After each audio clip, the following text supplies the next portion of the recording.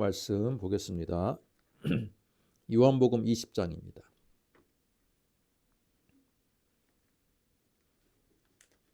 24절에서 29절. 요한복음 20장 24절에서 29절입니다. 신약성경 183쪽.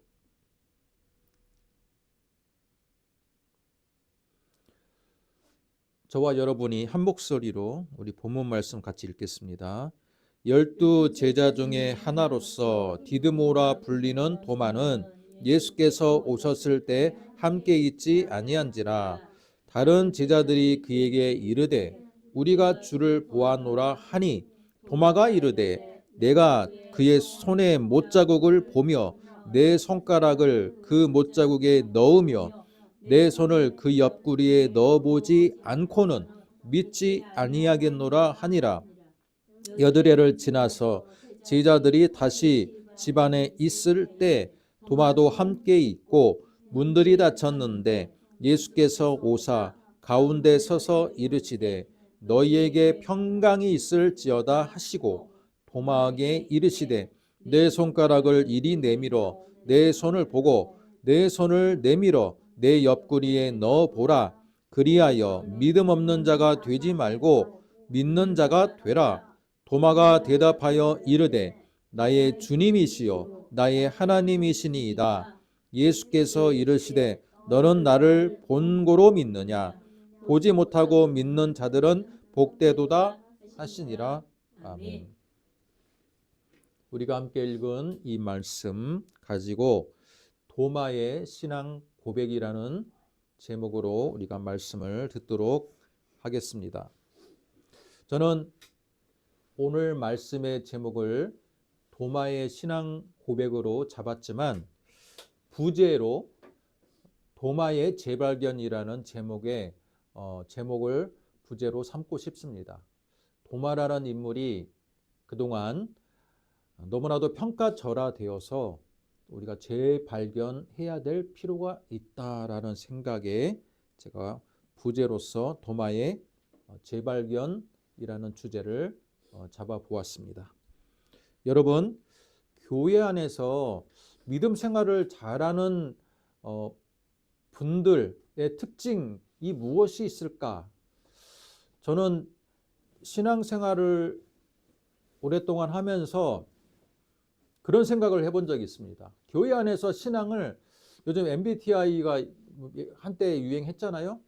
그러면 그 MBTI 중에서도 신앙생활을 잘하는 MBTI가 있지 않을까, 그런 생각도 해보았고요. 또 성격 가운데서도 개인의 성향 가운데서도 신앙생활을 잘 할 수 있는 성향이 있지 않을까라는 생각을 해보았습니다. 여러분은 그런 생각을 안 해보았습니까?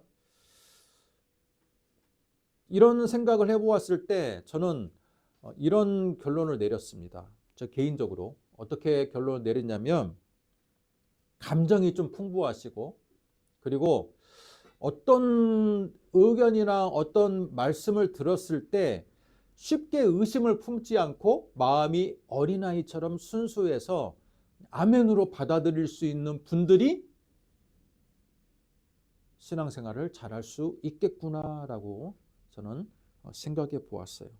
그렇지 않습니까? 감정이 좀 풍부해야 돼. 조금만 은혜로운 말씀이 있으면 그것에 대해서 쉽게 감동받을 수 있는 분들이 신앙생활을 더 잘할 수 있습니다. 뿐만 아니라 항상 어떤 분들 보면 의심이 많은 분들이 있어. 의심이 많아가지고 어떤 것이든 항상 짚고 넘어가고 따지고 넘어가야 되는 분들이 있는 반면에 또 어떤 분들이 있습니까? 어린아이처럼 쉽게 의심 품지 않고 믿는 분들이 있습니다. 그런 분들이 더 의심이 많은 분들보다 신앙생활을 더 잘할 수 있을 겁니다. 그래서 이런 제 개인적인 이런 생각과 결론에 의해서 저는 어떤 생각을 해보았냐면 저 개인적으로도 왜 나는 이게 감성이 좀 풍부하지 못할까, 그런 생각도 해보았고요. 또 왜 나는 또 생각보다 의심이 많지? 그런 생각도 해보았습니다. 그러면 제 개인적인 성향은 어때요? 시장 생활하기에 별로 좋은 좋은 성향을 갖고 태어나지 않았어요. 그래서 한때는 야, 내가 목회가 참 힘든 게 어쩌면 내 성향 때문일 수도 있겠구나라는 생각을 해보았습니다. 그런데 어느 순간에 이 도마라는 인물을 우리가 한번 언급을 하고 제가 한번 도마라는 인물에 대해서 공부를 하면서 느낀 건 뭐냐면 도마라는 인물로 인해서 야, 이런 성향을 가진 분도 신앙생활을 잘할 수 있겠구나라는 생각에 제가 많이 위안을 받았습니다. 많이 위안을 받았어요. 그래서 오늘 말씀의 부제를 도마의 재발견이라는 제가 제목을 달아보았습니다. 여러분, 그동안 우리는 도마에 대한 프레임을 갖고 있던 것 같습니다. 여러분 쉽게 어때요? 사람들이 어떤 사람 또는 어떤 사상에 대해서 쉽게 프레임을 씌우는 것을 좋아하는 경향이 있습니다. 지금 우리 시대도 어때요? 어떤 사상에 대해서 깊이 한번 연구해 보지 않고 그냥 한마디로 정의해버려. 정의해버리지 않습니까? 도마 같은 경우는 어떻게 정의합니까? 의심 많은 도마로 정의해버려. 어떤 우리 복음성가 찬양에 의심 많은 도마처럼 물었네 내가 주를 처음 만난 날. 자, 이 찬양이 있어요. 그러다 보니까 도마하면 무조건 의심 많은 도마야. 우리 한국적인 정서에서 의심 많은 도마라는 것은 굉장히 부정적인 의미입니다. 그렇습니까? 안 그렇습니까? 부정적인 의미예요. 그러나 여러분, 우리 개신교가 꽃을 피운 유럽이나 서양으로 넘어가면요, 여러분, 도마라는 사람이 우리나라처럼 그렇게 부정적이지 않아요. 우리나라가 굉장히 부정적인 거고 이 유럽으로 넘어가면 도마라는 인물은 그렇게 부정적인 의미로 쓰이지 않습니다. 영어의 이름으로 도마가 무엇입니까? 토마스예요. 토마스. 여러분, 토마스란 이름을 가진 선교사, 토마스를 이름을 가진 그 유명한 기독교적인 인물이 있습니까? 여러분이 알고 있는.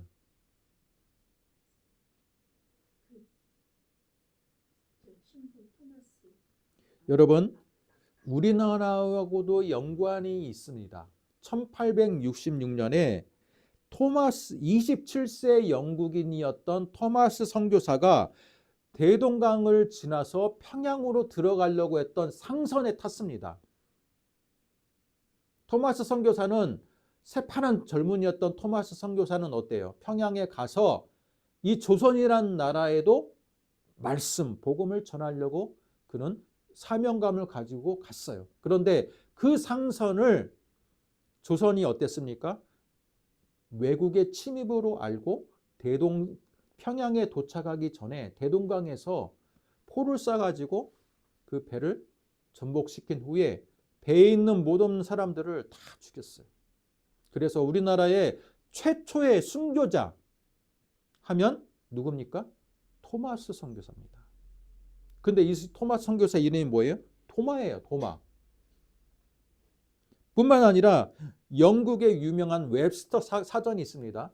여러분 영국의 유명한 영어 사전이에요. 근데 이 웹스터 사전에서는 도마를 뭐라고 이야기할까요? 의심 많은 사도라고 그렇게 기록하지 않았어요.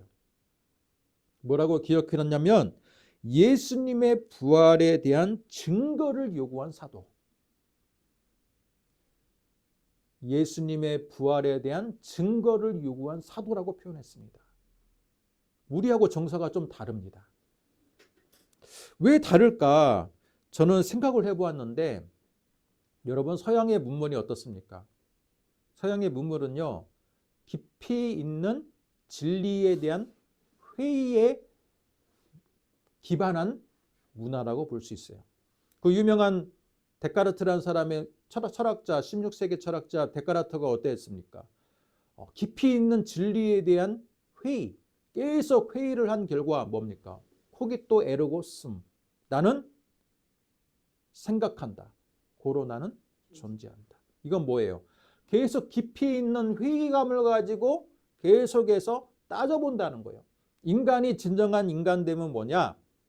진리에 대한 무조건적인 또는 어떤 주장에 대한 무비판적으로 수용하는 게 아니라 계속해서 진리에 대해서 탐구하고 회의하고 계속된 회의를 통해서 진정한 인간이 완성될 수 있다라는 게 그의 철학의 중요한 핵심적인 명제라고 볼 수 있습니다. 때문에 서양 문명에서는요, 이 도마라는 사람을 굉장히 높게 평가하는 거예요.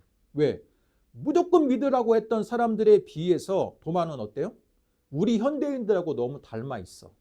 현대인들 어떻습니까? 확실한 근거가 없으면 믿지 않아요. 그죠? 서양의 문물 또한 이성주의가 팽배했던 계몽주의를 지나서 그들의 문화적인 가장 기본의 베이스는 무엇입니까? 확실한 진리의 기반 위에 학문의 토대를 세우는 겁니다.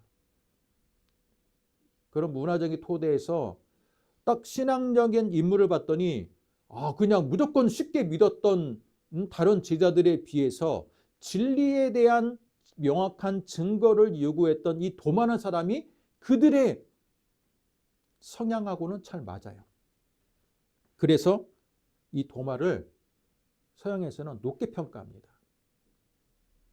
문제 우리나라는 어떻게 된 건지 그냥 의심 많은 도마라는 이 프레임에 쓰여가지고 이 도마는 그냥 제자들 중에서 정말 제일 밑에 있는 제자 또는 의심이 많아가지고 참 이 사람은 참 별로 하나님께 크게 사용되지 못하는 제자 그렇게 그런 프레임이 쓰여져 있어요. 그러나 제 개인적으로는요, 이 도마라는 인물이 저랑 굉장히 닮아 있고 또 현대인들하고 너무 닮아 있고 뿐만 아니라 서구의 문화에서는 이 도마라는 인물이 굉장히 높게 되었기 때문에 많은 사람들이 이름을 토마스라는 이름을 환영하는 거예요. 토마스라는 이름을 많이 짓습니다. 그건 뭡니까? 그만큼 그 문화에서는 토마스라는 이름, 도마라는 사람이 환영을 받는다는 것입니다. 여러분, 도마라는 사람이 요한복음을 보면요, 예수님의 핵심 제자가 누굽니까? 베드로가 있고 야고보, 요한 형제가 있어요. 거기에 베드로의 동생 안드레까지 낀다면 4명의 핵심 제자가 있는데 요한복음에서 4명의 핵심 제자 다음으로 가장 많이 등장하는 제자가 도마입니다. 도마는 결코 12제자 가운데 이름 없는 제자가 아니었다라는 거예요. 굉장히 영향력이 있고 자주 자신의 의견을 표명했던 제자였다라고 볼 수 있습니다. 요한복음에서 도마가 어디에 등장하는지 한번 보겠습니다. 여러분, 요한복음 11장. 오늘은 성경을 한번 좀 많이 찾아봅시다. 11장, 요한복음 11장 16절. 요한복음 안에서만 찾을 거예요. 너무 부담 느끼지 마시고. 11장 16절. 14절부터 같이 읽습니다. 시작. 이에 예수께서 밝히 이르시되 나사로가 죽었노라. 내가 거기 있지 아니한 것을 너희를 위하여 기뻐하노니 이는 너희로 믿게 하려 함이라. 그러나 그에로 가자 하시니 디드모라고도 하는 도마가 다른 제자들에게 말하되 우리도 주와 함께 죽으러 가자 하니라. 여러분, 디드모는 쌍둥이에요. 의미가. 그러면 이 도마라는 사람은 어때요? 특징이 쌍둥이 중에 한 명이었던 거야. 그러니까 우리도 옛날 그렇지 않았습니까? 옛날 쌍둥이들을 뭐라고 불렀어요? 쌍둥이라고 불렀잖아요. 그죠? 별칭으로. 저기 쌍둥이네 그렇게 불렀던 것처럼 이 도마는 특징이 쌍둥이야. 그래서 디드모라고 이렇게 불리는데 여러분, 예수님께서 나사로의 집으로 가자라고 했을 때 그 상황이 굉장히 위험했던 상황입니다. 위험했던 상황이야. 언제든지 돌로 침을 당할 수 있는 상황이었는데 그 상황을 명확하게 인식한 사람 제자들 가운데 누구입니까? 도마예요. 우리도 주와 함께 죽으러 가자. 이건 뭐예요?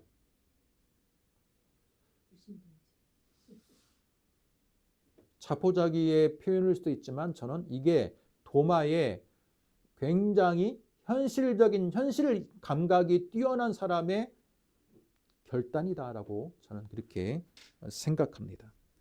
뿐만 아니라 14장을 보면요. 도마가 또 이런 말을 합니다. 자, 14장 4절을 보겠습니다. 14장 4절 5절 같이 읽습니다. 내가 어디로 가는지 그 길을 너희가 아느니라. 도마가 이르시되 주여 주께서 어디로 가시는지 우리가 알지 못하거늘 그 길을 어찌 알겠사옵나이까. 여러분, 예수님이 지금 한참 은혜로운 말씀의 설교를 하고 나서 어떻게 끝을 맺습니까? 4절 내가 어디로 가는지 그 길을 너희가 알고 있다. 그러면 제자들 마음속에는 어때요? 예수님이 어디로 가는지 우리가 알고 있다 하니까 그런가 보다라고 할 것 같아요. 저 같아도. 그런데 도마란 사람은 어때요? 주여 주께서 어디로 가시는지 우리가 알지 못하거늘 그 길을 내가 어찌 알겠습니까? 도마란 사람은 이걸로 봐도 성격이 어때요? 결코 호락호락하지 않아요. 호락호락하지 않고 어떻습니까? 모르면 항상 묻고 따지는 거예요. 묻고 따지는 사람이에요. 우리 현대인들하고 되게 닮아 있죠. 자신이 수긍하지 않으면 그걸 받아들이지 않는 우리 현대인의 특징하고 도마는 굉장히 닮아 있습니다. 세 번째로 도마가 등장하는 장면이 20장입니다. 20장 25절 다른 제자들이 그에게 이르되 우리가 주를 보았노라 하니 도마가 이르되 내가 그의 손에 못자국을 보며 내 손가락을 그 못자국에 넣으며 내 손을 그 옆구리에 넣어보지 않고는 믿지 아니하겠노라. 여러분 우리 본문이죠. 자, 이 부분이고요. 그리고 나서 마지막 도마의 고백입니다. 도마의 고백. 나의 주님이시여 나의 하나님이십니다. 자, 이걸로 볼 때 도마라는 사람은요. 항상 꾸준합니다. 항상 꾸준해요.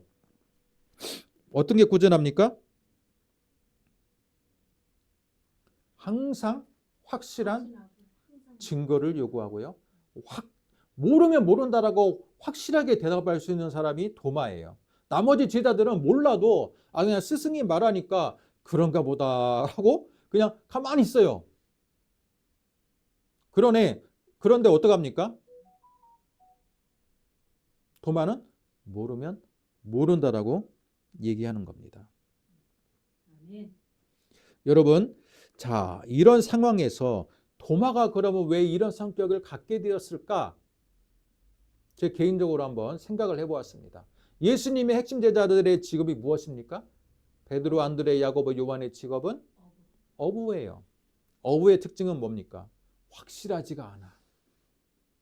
왜 확실하지 않습니까? 여러분, 바다에 출항을 할 때 또는 갈릴리 호수에 출항을 할 때 고기가 많이 잡힐지 압니까? 모릅니까?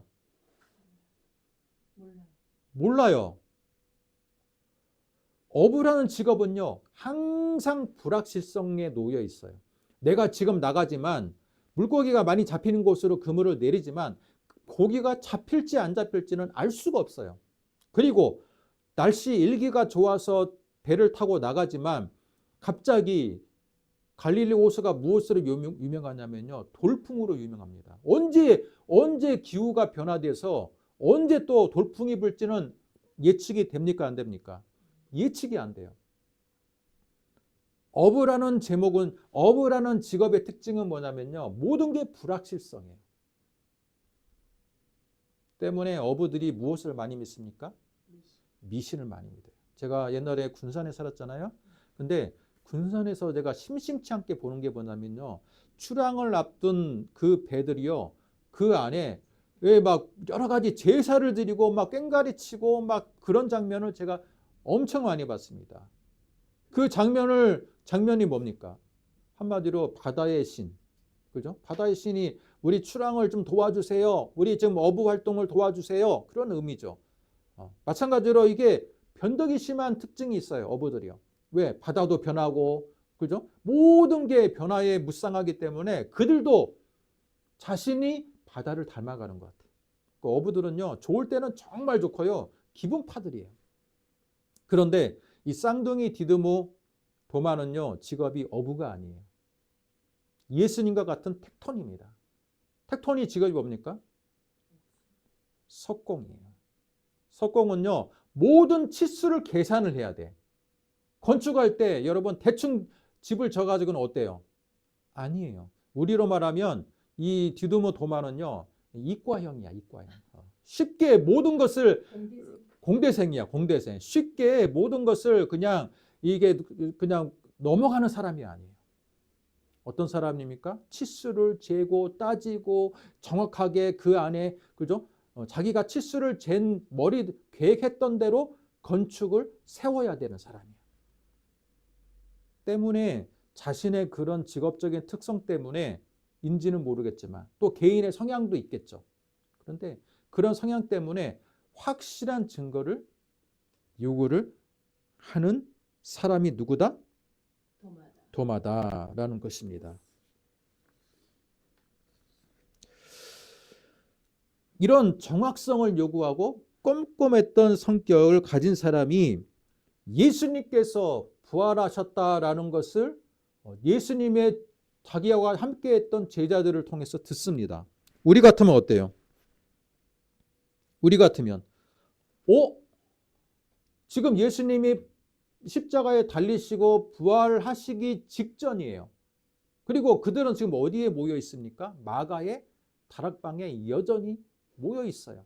언제 지금 예수님이 스승이 처형이 됐는데 자신들도 언제 스승의 죄와 함께 연루되어서 같이 끌려가서 죽을지 알지 못하기 때문에 그들은요, 마가의 다락방을 떠날 수가 없어요.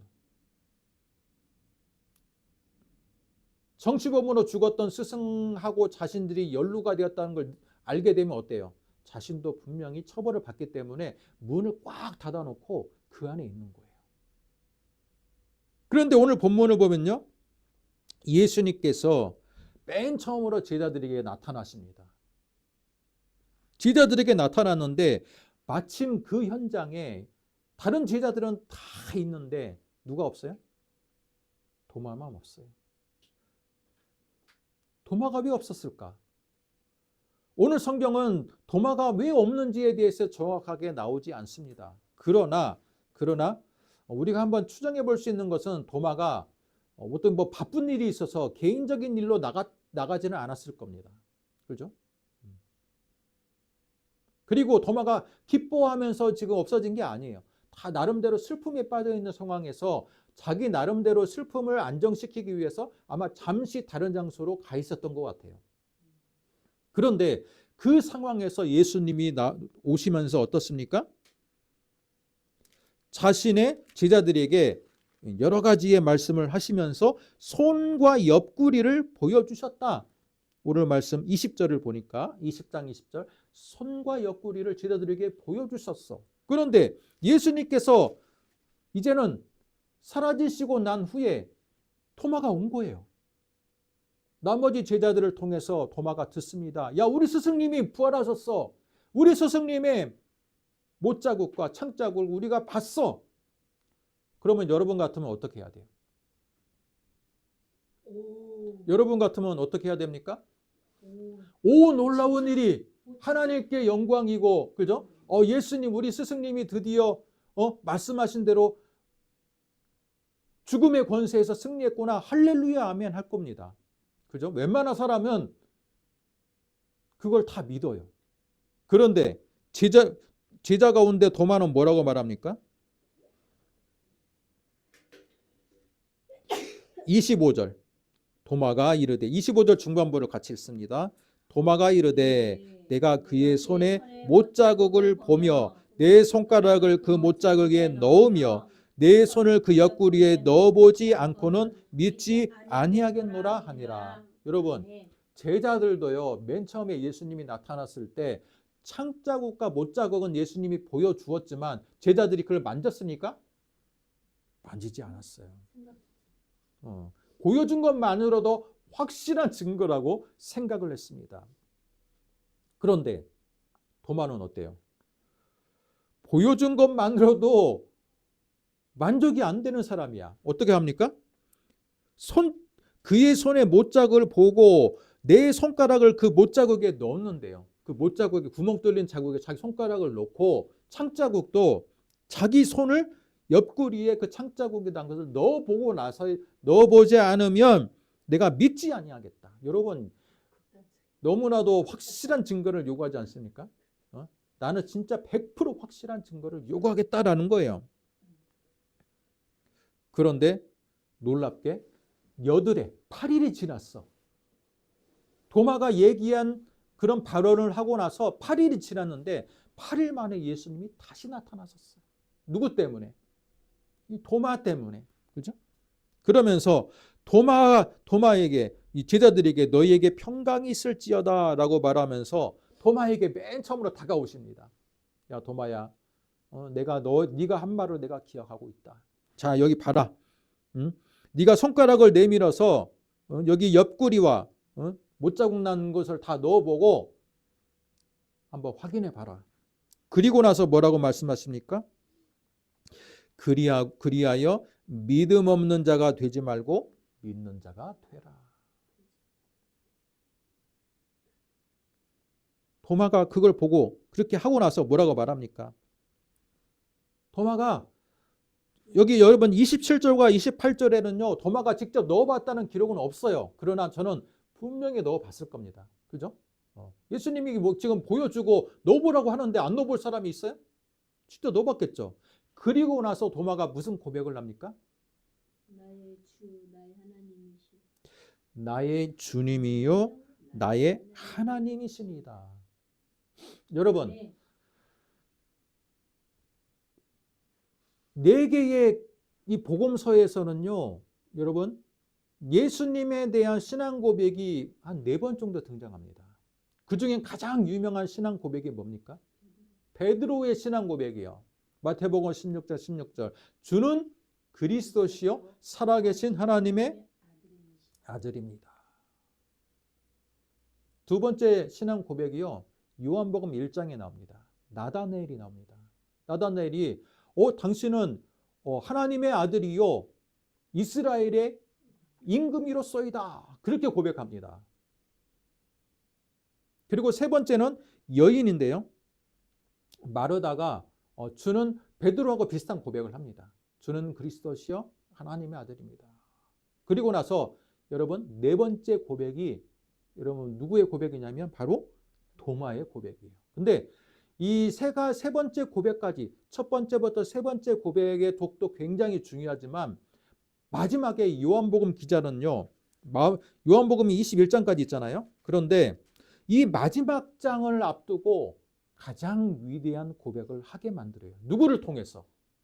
베드로가 아니라 도마를 통해서 가장 위대한 고백을 하게 합니다.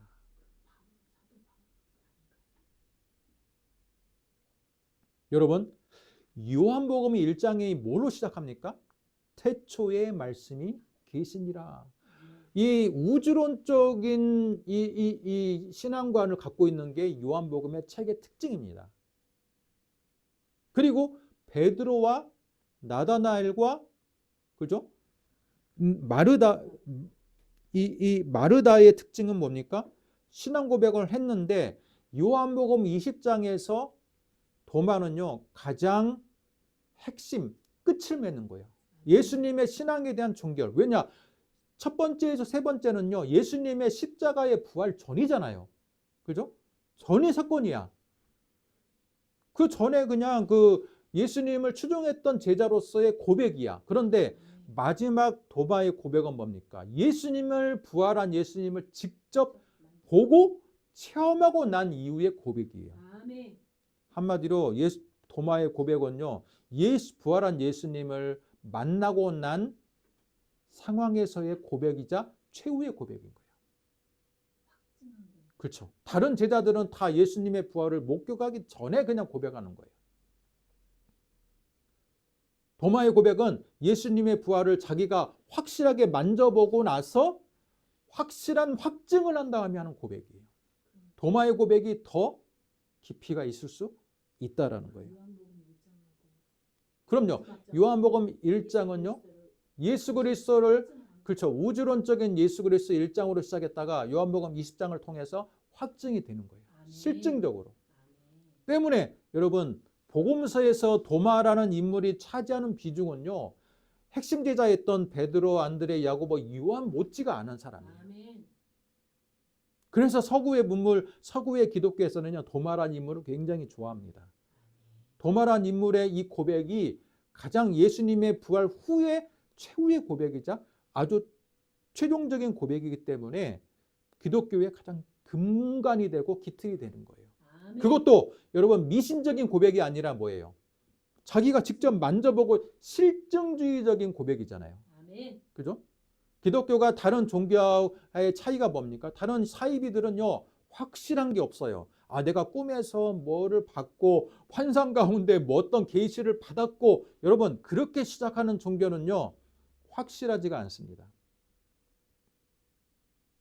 그런데 도마는요 자신의 이 믿음의 고백을요 내가 환상을 통해서 주님을 만났고 뭐 음성을 들었고 꿈에서 받고가 아니야. 직접 자기가 손으로 만져봐서 예수님이 확실하게 부활했다는 것을 그가 확증적으로 보았고 그 확증 가운데서 그가 주는 그리스도시요 살아계신 하나님입니다라고 고백하는 거예요. 그렇기 때문에 기독교의 이 근간이 어때요? 도마를 통해서 세워지게 되었다는 겁니다. 근데 우리는 어떻게 합니까? 의심 많은 도마라고 우리 한국 사람들은 의심 많은 도마 해가지고 도마의 이 고백조차도 굉장히 평가절하해 버립니다. 도마가 말했던 여러분 나의 주님이라는 이 주님은요 퀴리오스입니다. 헬라어. 그리고 나의 하나님은 테오스입니다. 여러분 퀴리오스와 테오스가 같이 사용되고 있어요. 그리고 나의 주님이시여 나의 하나님이시는 영어로 and가 이어지는 겁니다. 같은 동급으로 보는 거예요. 그래서 나의 주님이시여 나의 하나님, 이 큐리오스와 테오스가 같이 사용됨으로써 도마는요 더 이상 예수님의 신성에 대해서 조금도 의심하지 않는 사람이 되었습니다. 아멘.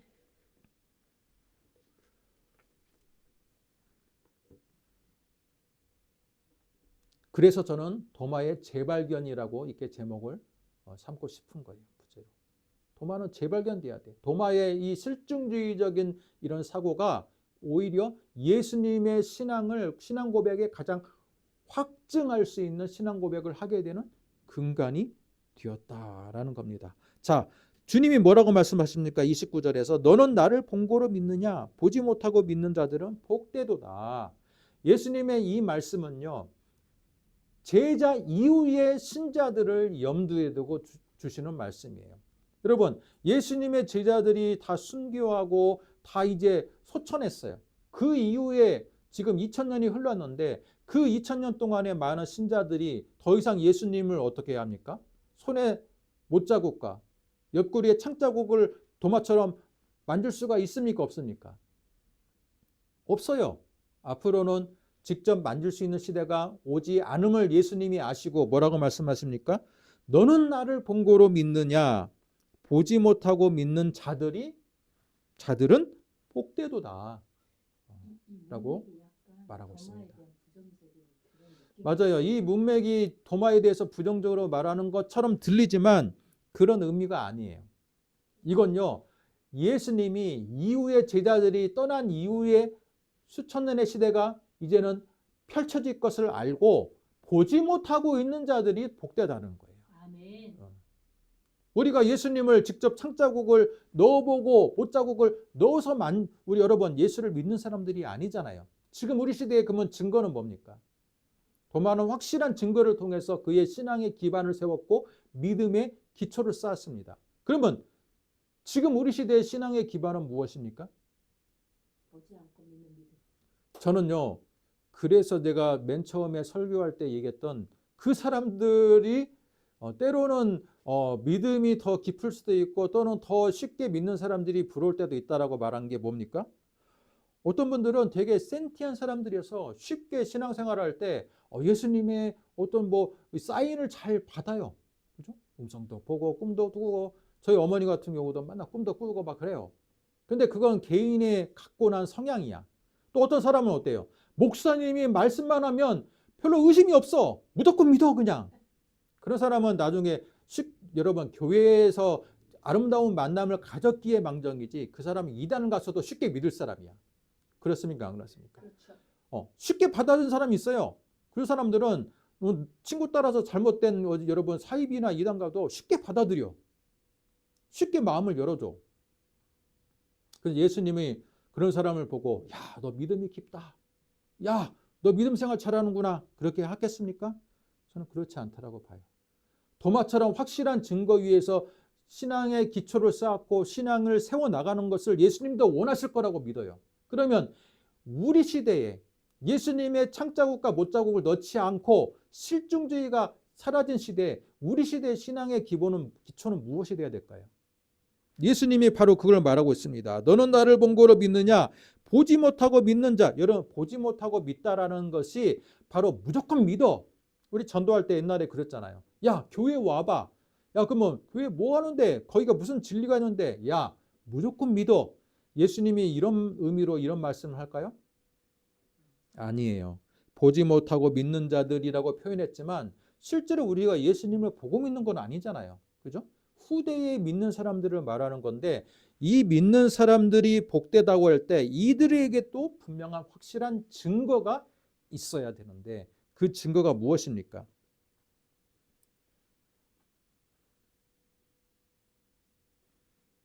말씀과 그죠? 말씀이 들었을 때 그냥 이해가 된다는 그런 뜻이 아니라 말씀이 믿어지는 은혜가 있고 성령을 통해서 내가 구원의 체험이 확실하게 있는 것. 그것이 바로 도마가 예수님을 직접 실증적으로 체험했던 그 체험과 거의 동일선상에 있다는 거예요. 우리 시대의 확실한 증거는 바로 말씀이 살아있는 하나님의 말씀이 되는 것이고 성령께서 우리의 죄를 깨닫게 하시고 회개하고 조명하게 함으로써 내가 완전하게 하나님의 백성이 되었다라는 그런 믿음의 체험이 실증의 기본이 되는 거예요. 예수님은 그런 말씀이 하나님의 살아있는 말씀으로 경험되어지고 성령을 통해서 확실하게 내가 하나님의 아들로서 확증이 되는 그것이 바로 이 도마가 직접 실증적으로 못자국과 손자국에 넣는 거하고 같은 의미다라는 의미로 이런 말씀을 주시는 거예요. 29절에서.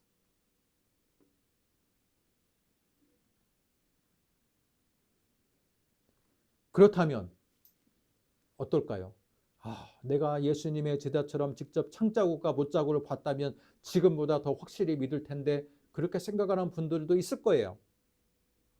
그러나 제가 언제 한번 설교한 적이 있는데 여러분 창자국과 못자국을 본다 해도요. 의심이 되는 사람은 의심하게 돼 있어요.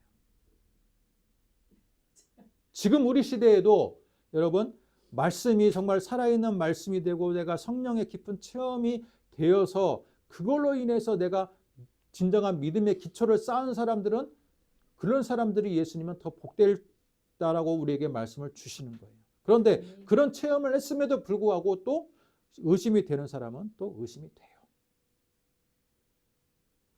때문에 여러분 도마의 신앙 고백은요 결코 작은 신앙 고백이 아니다. 베드로의 신앙 고백 못지않게 정말 도마가 위대한 신앙 고백을 냈다. 우리가 믿고 있는 이 개신교의 성경의 기반이 결코 환상이나 음성이나 어떤 영적으로 그냥 여러분 불확실한 것을 통해서 여러분 우리의 진리의 기반이 세워진 게 아니라 우리는 확실한 실증적인 기반, 도마가 직접 만져보았고 느껴보았던 그 확증된 기반 위에서 우리의 모든 진리의 터가 세워지게 됐다는 점에서 도마는 굉장히 위대하고 굉장히 중요한 일을 한 거예요. 다른 종교하고는 너무 다르다는 거죠.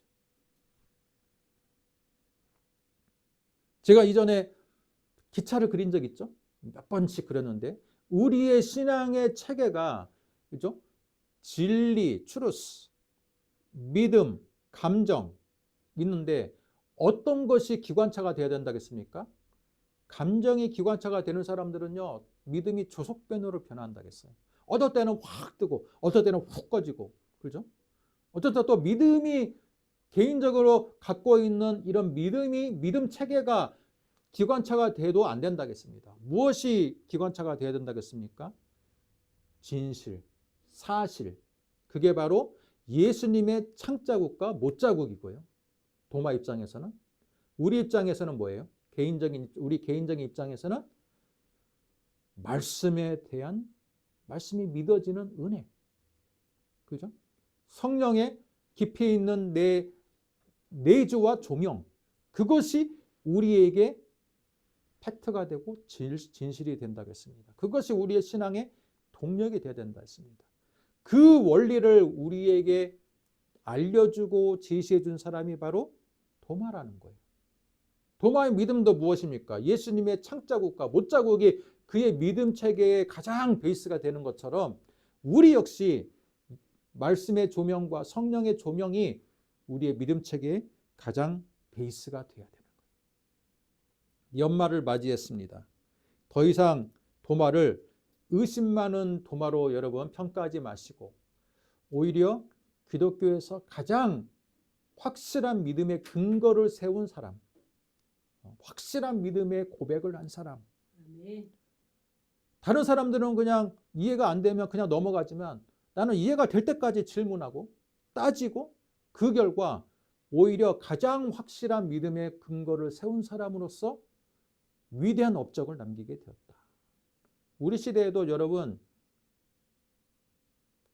무조건 믿으라고 해서 믿지 마세요. 한번 고민하시고, 그죠? 도마처럼 때로는 여러 가지의 질문도 하시고 여러 가지의 고민도 하셔요. 그 가운데서 그 고민 속에서 뭔가 확실한 진리가 드러날 때 여러분의 믿음은 더 성장할 수 있다라는 것입니다. 그런데 대부분의 교회에서는 뭐라고 합니까? 그냥 믿어. 그냥 와.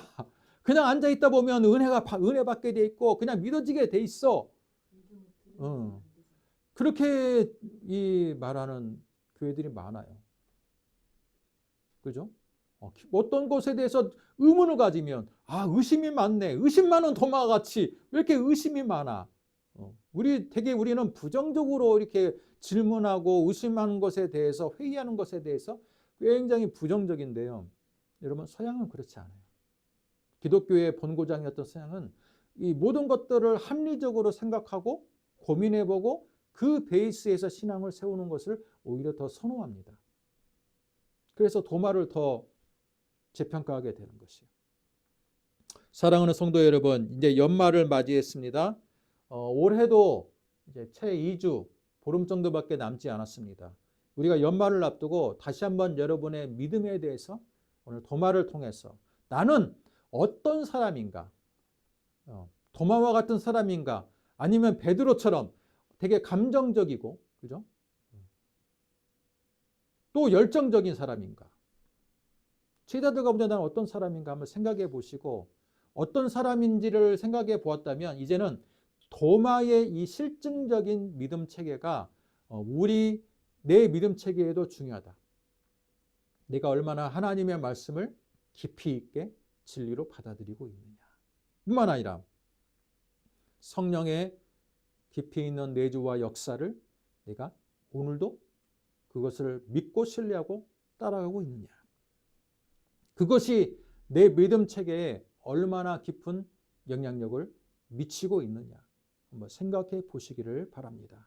그냥 인간관계가 좋아서 아니면 나는 어릴 때부터 교회를 다녔으니까 그런 의미로 내가 교회에 계속 남아 있다면 여러분은 분명히 언젠가는 그죠? 신앙이 공허해질 때가 올 거예요. 믿음의 근거가 확실하지가 않으면.